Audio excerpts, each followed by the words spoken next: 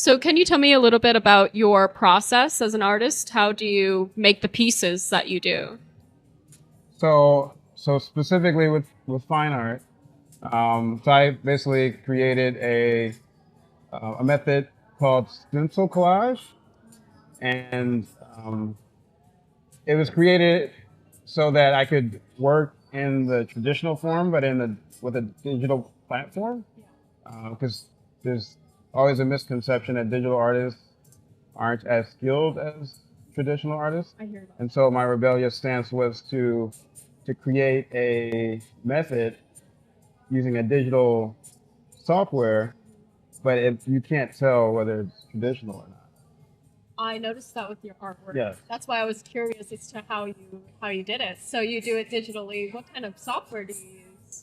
So I use a mix of Photoshop and Illustrator, Wow. but essentially it's stencil collage is essentially a bunch of stencils from utilizing the highlights to the shadows, and then I fill them with analog images of paintings. So either watercolor or acrylic.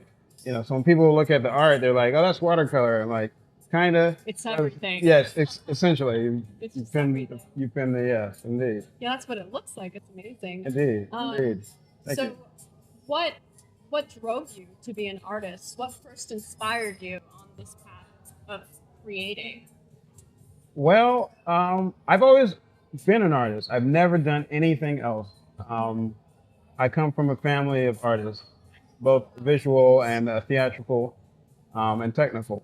Um, so for me, art has been it's another expression. It's like using your mouth, you use your hands, or use your tools to express complex ideas. Right. So It has that same amount of sort of um, feeling to it. indeed. And I played both parts. I played being a graphic artist, like I did the design for the festival, you know. And so as a graphic artist, you do communicate with words and symbols and colors, but as fine art, it's more of a deeper conversation with the subject or the viewer, Right. you know, to try to pull out more complex ideas. So would you say that your art is an external representation of your internal world? Indeed, indeed. What what sort of inspires you to create the work that you do? Because I see the work that you do, and it's very centered on musicians originating from. It looks to be African sort of culture. What inspires you to do the work that you do?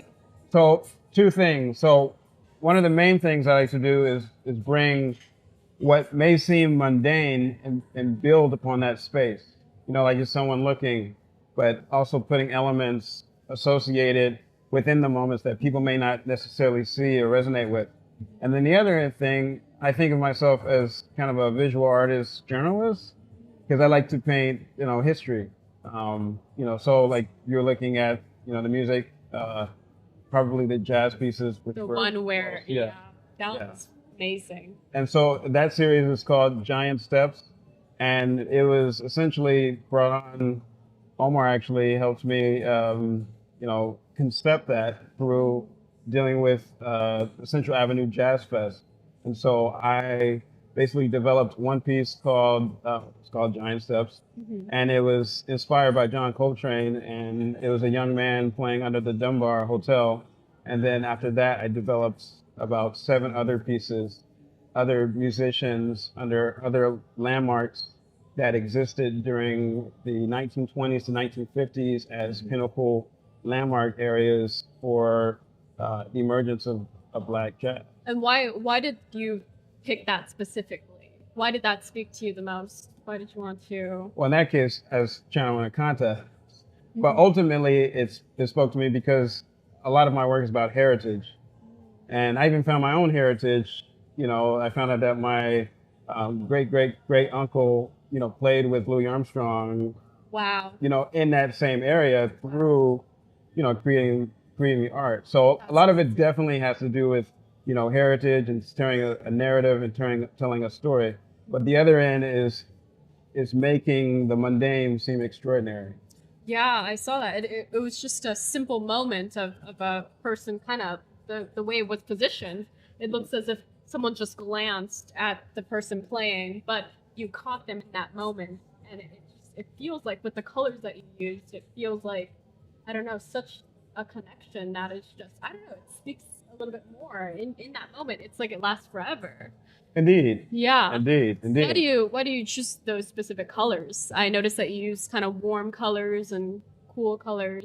So for that series specifically, I was really trying to capture the essence of the buildings themselves, and then also juxtapose just what a jazz musician would wear. And most are pretty, laid down and wearing like whatever they woke up in. And no offense to any jazz musicians, but just kind of complimenting the environment that they're in. Yes. I love that. Mm. So if you had to speak to your younger self as an artist, what kind of advice would you give your younger self trying to be an artist, or you already an artist but trying to sort of take the path that you're on? What kind of advice would you? I think I'd say don't become a graphic designer. Really? Why? Clients, they can be harsh, and some clients don't necessarily understand the goal, and they're just on the day-to-day. Whereas as a graphic designer, the whole goal is to bring people, to have people convert, to people actually utilize the product or service. And sometimes the people who are hired to bring those types of people on, they're not in that space. They're just trying to get through the day. They may have, a lot of times they may have gave up on their dreams long ago, and they're just trying to get the next paycheck. And so it's a very like rushed process. Not necessarily rushed, just disconnected. Yeah. That's a good word for it. And it's not all clients, but Most. service work. Yeah. So. Yeah. So don't be a graphic artist. I probably, yeah. For your younger I think it does help somewhat because a lot of artists can't design, and so it allows me to play a bigger part. But I think I would have become a fine artist way earlier, because I started doing fine art 6-7 years ago, where prior to her, as my goal was to be the best graphic designer in LA, and I got, when I was in my 20s, I got to those types of heights based upon the clients I had. But there was, it's really hard to create something and then someone just slash it in a moment. Yep. Like move on to the next. So, and it's hard to do that in fine art because it's the expression of self. So it's, unless you're doing commission, even with the commission, they can't really edit it. Because then you would lose the essence of what the voice of the artist versus a graphic designer. You're there, change this box to this color and make this bigger and something more. Yeah, you don't do that to fine artists. Yeah. You're probably not gonna get any art out of it. Yeah. See, if you had some sort of advice for, I don't know, younger people who are trying to get into fine art, what would you give younger people?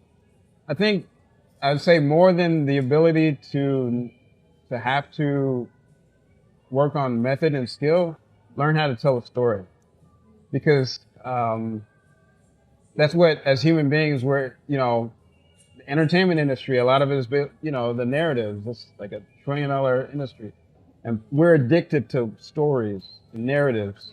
You know what I mean? It's just like if someone painted something and it's just like a red stripe on the wall, and then people are paying lots of money for that, and it's like, well, why or what? But if you found out that red stripe was tied to someone's struggle or this happened at this moment or whatnot, then the story becomes because you have a story.